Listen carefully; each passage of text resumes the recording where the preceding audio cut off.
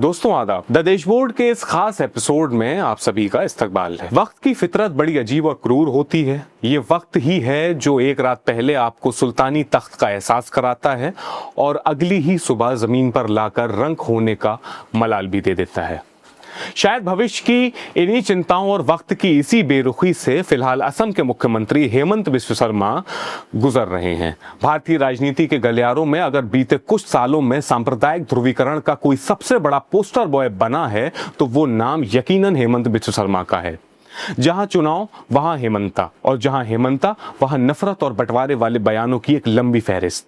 लेकिन आज बात सिर्फ बयानों की नहीं है, बात है उस बौखलाहट की जिसने एक मुख्यमंत्री के चेहरे से शांति और सुकून छीन लिया है। आज के द डैशबोर्ड के इस एपिसोड में हम तफसील से बात करेंगे हेमंत बिस्व शर्मा की, उन पर लगे संगीन आरोपों की और उनकी उस पॉलिटिकल कुंडली की जो करप्शन के दागों से भरी हुई है। कहानी शुरू होती है कांग्रेस के नेता पवन खेड़ा की उस प्रेस कॉन्फ्रेंस से जिसने हेमंता के सियासी साम्राज्य की नींव हिला दी है। लेकिन उससे पहले उस वायरल वीडियो का जिक्र जरूरी है जहां हेमंता ने अपनी तहजीब और मर्यादा खोते हुए नजर आए। असम के चुनाव का दौर था। द लल्लन टॉप के पत्रकार सिद्धार्थ मोहन ने जब उनसे उनकी असंसदीय भाषा पर सवाल किया तो हेमंता के पास जवाब कम और खींच ज्यादा थी। उन्होंने यहां तक कह दिया कि उनकी भाषा लल्लन टॉप से बेहतर है और फिर मुस्कुराते हुए बोले कि वो लल्लन टॉप जैसी चीज को जानते तक नहीं है। साहब, मुख्यमंत्री होकर ऐसी बातें शोभा नहीं देती। मरहूम मुनव्वर राना साहब का एक शेर याद आता है, जहां तक हो सका हमने तुम्हें पर्दा कराया है मगर आंसुओं तुमने बहुत रुसवा कराया है। यहाँ आंसू तो नहीं लेकिन हेमंता का लहजा उनकी रुसवाई की कहानी चीख चीख कर कह रहा है। पवन खेड़ा ने जो आरोप लगाए हैं वो किसी की भी नींद उड़ाने के लिए काफी हैं। आरोप है कि मुख्यमंत्री की पत्नी रिंकी बुआ शर्मा के पास दो विदेशी पासपोर्ट हैं,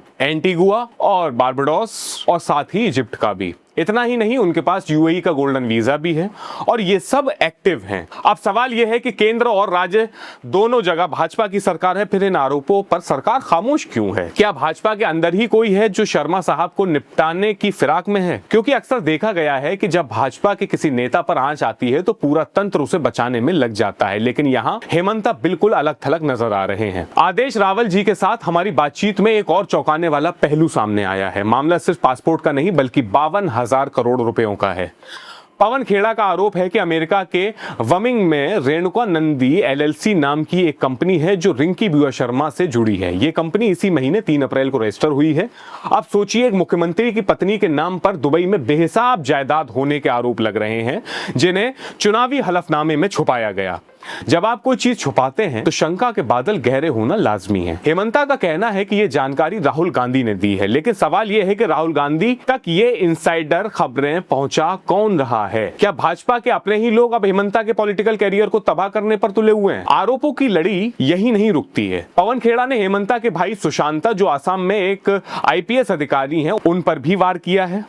आरोप है कि सुशांता की पत्नी और बेटा दुबई में रहते हैं और उनका बेटा जिस दुबई इंटरनेशनल स्कूल में पढ़ता है उसकी सालाना फीस ही 21 लाख रुपए है। एक आईपीएस अधिकारी की तनख्वाह कितनी होती है यह हम और आप बखूबी जानते हैं। ऐसे में 21 लाख की फीस और क्रिकेट एकेडमी का खर्च कैसे उठाया जा रहा है? यह सवाल सीधा ईमानदारी पर चोट करता है। जवाब में हेमंता ने मानहानि के मुकदमों और पुलिस की गिरफ्तारियों की धमकी तो दी है, लेकिन उन सवालों के दस्तावेजी जवाब अब तक गायब हैं। हेमंता की पूरी सियासी यात्रा अगर आप देखें तो ये पहली बार नहीं है जब उन पर भ्रष्टाचार के आरोप लगे हों। मजे की बात यह है कि सबसे पहले और सबसे जोरदार तरीके से उन्हें भ्रष्ट कहने वाली खुद भारतीय जनता पार्टी ही थी। साल 2015 में भाजपा ने बाकायदा एक बुकलेट छापी थी जिसका नाम था saga of scams in Congress ruled states. इस बुकलेट में हेमंता बिस्व शर्मा को प्राइम सस्पेक्ट यानी मुख्य संदिग्ध बताया गया था। लुइस बर्जर्स स्कैम याद है आपको? एक अमेरिकी कंपनी ने खुद अमेरिकी अदालत में कबूला था कि उसने गुवाहाटी वाटर प्रोजेक्ट के लिए अफसरों को $9 लाख की रिश्वत दी थी। उस वक्त हेमंता ही उस विभाग के मंत्री थे, लेकिन जैसे ही उन्होंने भाजपा की वॉशिंग मशीन में डुबकी लगाई सारे दाग धुल गए और जांच ठंडे बस्ते में चली गई। शारदा चिटफंड घोटाला भी उनके दामन पर एक बड़ा धब्बा रहा है। ग्रुप के मालिक सुदीप्त सेन ने सीबीआई को दिए अपने कन्फेशनल लेटर में साफ लिखा था कि हेमंता ने उनसे करीब 3 करोड़ रुपए नकद लिए थे। 2014 में उनके घर और न्यूज चैनल के दफ्तर पर छापे भी पड़े, लेकिन भाजपा में शामिल होते ही सब कुछ शांत हो गया। यहां तक कि उनके राजनीतिक करियर की शुरुआत भी टाडा के केस और उल्फा जैसे उग्रवादी संगठन से संबंधों के आरोपों के साथ हुई थी। उस पर एक कांग्रेस नेता मनवेंद्र शर्मा की हत्या में संलिप्तता के भी आरोप लगे। हालांकि बाद में वो इन सब से बरी हो गए। सबसे ताजा और दुखद मामला तो पीपीई किट स्कैम का है। साल 2020 में जब पूरी दुनिया कोरोना की मार झेल रही थी, तब हेमंता असम के स्वास्थ्य मंत्री थे। आरोप है कि उनके विभाग ने उनकी पत्नी की कंपनी जेसीबी इंडस्ट्रीज को 5000 पीपीई किट का अर्जेंट वर्क ऑर्डर दिया।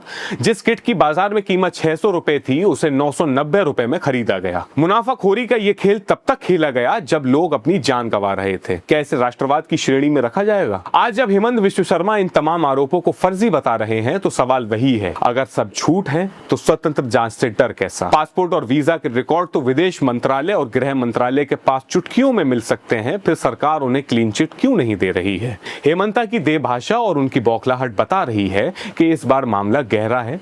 वो कभी पत्रकारों से उलझते हैं तो कभी पवन खेड़ा को पाताल से खींच लाने की धमकी देते हैं। मुख्यमंत्री साहब, लोकतंत्र में सवाल तो पूछे जाएंगे और उन सवालों के जवाब गलियों या धमकियों से नहीं बल्कि तथ्यों से दिए जाते हैं। आप सभी दर्शकों से गुजारिश है कि हेमंत विश्व शर्मा के हालिया बयानों को और उनके व्यवहार को गौर से देखें। क्या आपको भी इसमें कोई डर या कोई बड़ा सियासी खेल नजर आ रहा है? अपनी राय हमें कमेंट सेक्शन में जरूर बताइएगा। द देश बोर्ड की इस खास विश्लेषण में फिलहाल इतना ही। मैं हूं दानिश नदीम, आप देख रहे थे द देश बोर्ड। अगर वीडियो पसंद आया हो तो वीडियो को लाइक करें, वीडियो को शेयर करें और हमारे चैनल और अपने चैनल द देश बोर्ड को सब्सक्राइब करना ना भूलें। अपना बहुत ख्याल रखें। बहुत शुक्रिया। जय हिंद।